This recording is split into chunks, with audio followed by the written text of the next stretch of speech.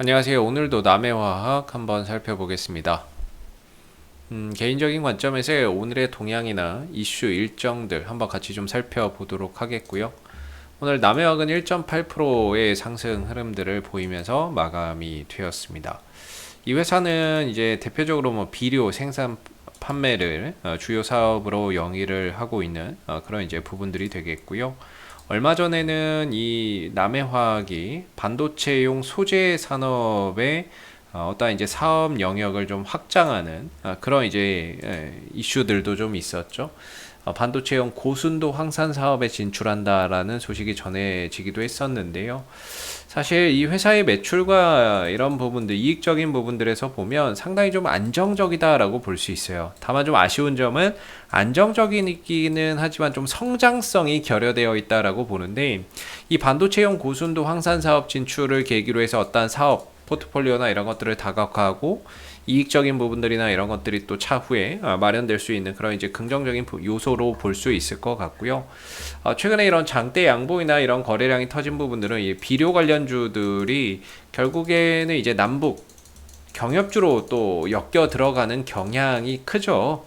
자, 이전에도 그랬고 지금도 그렇고 남해화학이 과거 2018년도에도 역시나 남북 경협 관련주로서 지금도 역시나 남북 경협 관련주로서의 어떤 움직임을 만들어냈던 부분입니다.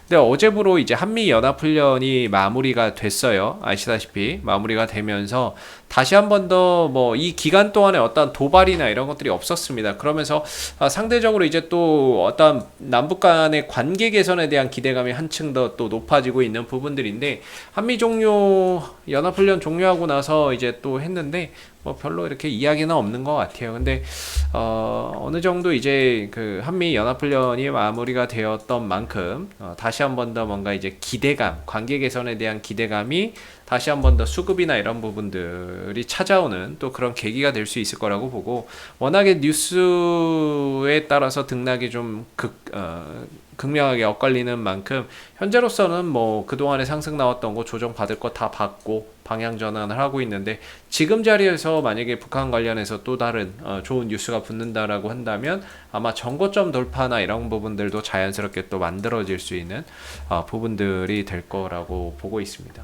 근데 오늘 같은 경우에는 별로 북한 관련 이슈나 이런 것들도 없었는데 주가가 뛰었어요. 그래서 한번 보니까 이 남해화학이 또 수소 관련주로 엮이는 부분들이더라고요. 그래서 오늘 나온 내용들을 보면 삼성물산하고 해외 청정 수소 도입 사업을 추진한다. 친환경 확대. 이렇게 이야기가 나왔는데, 삼성물산 상사 부분은 27일 서울 잠실 사옥에서 남해화학 한국 남부발전과 청정수소 도입 및 활용을 위한 업무 협약을 체결했다. 이런 이야기가 나와버린 거죠. 그래서 남해화학 같은 경우에는 청정 암모니아의 이송, 변화, 활용, 실증 사업 수행을 위해 암모니아 저장 탱크 및 공급 인프라를 제공을 한다. 이런 식으로 또 이야기가 나오고 있는 부분들인데, 남부 발전은 이제 여기 인프라 제공하고 수소나 암모니아 확보를 위한 생산 프로젝트 협력한다라고 하고요. 이런 이야기가 나와주고 있어요. 그래서 여기에 더해서 지난 6월 달에 국내 수소 사업 추진을 위해 양자간 업무 협약을 체결한 바 있다는 거죠. 삼성물산하고 남해화학이 트레이딩 사업도 진행해 왔고, 비료 제품의 해외 판매 트레이딩 사업도 했고, 6월에는 국내 수소 사업을 위한 양자간 업무 협약도 체결했다랍니다. 사실 이건 잘 몰랐거든요, 저는. 이 남해화학이 결국엔 이제 수소 산업의 어떤 이제 또 수혜주로도 또 볼 수 있는 그런 이제 하나의 모멘텀을 가지고 있다라고 봐야 되겠죠. 오늘 수소 관련주들이 시장에서 부각이 되는 하루였습니다. 사실 수소 관련주, 수소차 관련주들 최근에 시장에서 철저히 배제당했고 거의 관심이나 이런 부분들이 없었던 상황이었는데, 현대차가 다음 달 7일 날 수소 관련해서 어떤 이제 비전이나 이런 것들을 발표를 한다라고 했거든요. 수소 관련 어떤 비전이나 이런 것들을 다음 달 7일날 온라인으로 발표를 한다라고 하니까 현대로템도 상승을 하고 수소 관련주들이 어제 오늘 연이어서 상승하는 모습들을 좀 나타냈어요. 그래서 이런 부분에 있어서 어떤 수소 모멘텀이 오늘 이제 남해화학에도 또 긍정적인 영향을 또 미쳤다라고 볼 수 있을 것 같은데 상당히 좀 다양한 재료를 가지고 있네요. 북한 관련해서도 어떤 이제 관계 개선에 대한 수혜주라고 볼 수 있겠고, 뭐 수소 관련 수혜주라고도 볼 수가 있겠고, 그 다음에 이제 반도체 황산 소재 뭐 이 부분들에 대한 어떤 진출도 상당히 좀 긍정적인 관점으로 볼 수 있을 것 같은데 전반적으로 모멘텀이 상당히 좀 탄탄하고 어떤 이슈나 이런 부분들이 상당히 좀 많이 있어서 결과적으로 뭐로 가도 서울만 가면 된다고 어떤 이슈를 붙이던 간에 주가가 가도 전혀 이상할 게 없는 그런 이제 부분인 것 같고요. 오랜 기간 이제 하락을 하고 정배열로 돌려놓고 거래량까지 터진 마당에 지금 뭐 이제 전혀 뭐 부담될 게 없다 이런 생각이 들거든요. 중장기적으로 봤을 때는 저는 이제 뭐 10,000원대 정도만 지켜지면 전혀 문제될 게 없다라고 보는 게 이 10,000원대에 엄청난 이제 이런 매물대 지지 라인이 있는 거죠. 매물대 지지 라인도 있고 오랜 기간 이 밑에서 놀았어요. 뭐 여기까지 갈 일은 없을 거고요. 지금에서. 최근에 이제 10,000원대하고 거의 뭐 한 8,000원대 안에서 한 1년, 2년, 3년 가까이를 이제 바닥을 좀 다져오면서 이렇게 왔는데, 그 이상으로 넘어가면서 지금 이 구간에 대한 어떤 강한 지지를 깔아놓고 있는 상황인 거죠. 그래서 좀 중장기적으로 본다면은 이제 10,000원대의 지지를 충분히 받고서 상승폭을 계속해서 확장해 갈 수 있는 종목이고, 여기에 이제 북한 관련 이슈까지 더해지면은 아무래도 좀 이슈나 이런 부분들에 워낙에 또 민감하게 반응을 하니까 특히 대북 관련주들은 식량 지원이나 뭐 비료 지원 이런 것들 또 나오면 남해화학이 대장주로 또 갈 수 있는 부분들이 되겠죠. 그래서 지금은 이제 10,000원대 큰 흐름에서 본다면 저는 이제 10,000원대에서는 충분히 지지를 좀 받을 수 있을 것 같다라고 생각이 들고 정배열 우상향의 상승 추세이기 때문에 방향이 너무나도 좋다.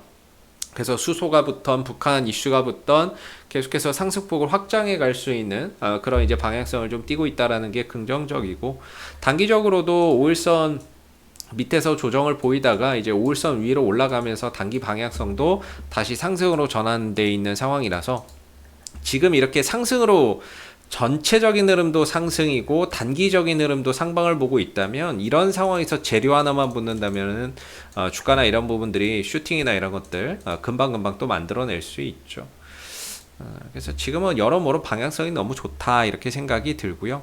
그리고 단기적으로 보면 이때 당시에 남북 통신선이 끊어지면서 갭을 만들었어요. 하락 갭을 만들었는데 단기적으로는 이런 하락 갭을 메우러 갑니다. 12,000원 정도까지는 아마 큰 거래량 없어도 자연스럽게 회복을 하게 되는 그런 흐름들이 나올 거고요.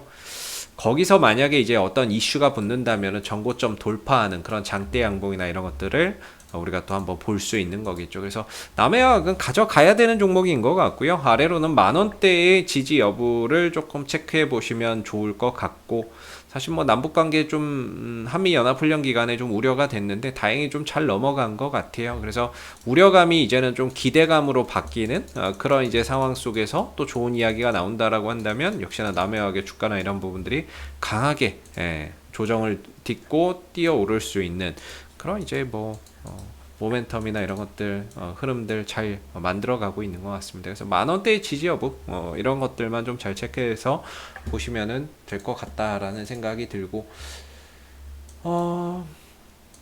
이젠 좀 뭐 나오겠죠. 북한 관련 이슈나 이런 것들도 이제 뭐 지났으니까 9월달이나 추석 전후로 해서 또 뭐 하나 나오지 않을까 싶은데 좀 아쉬운 건 수급에서 외인들이나 어떤 투신들의 수급이 뭐 강하게 들어오진 않는 것 같아요. 뭐 얘네들이라고 매매가 다 성공하는 건 아니지만 그래도 들어오게 된다면 또 어떻게 보면 주가 상승에 대한 또 신뢰도나 이런 부분들을 한층 더 높여줄 수 있는 하나의 이런 포인트가 되는데 아쉽게도 외인들 기관들의 수급에서의 어떤 긍정적인 포인트는 현재까지는 좀 보이지 않는 것 같습니다.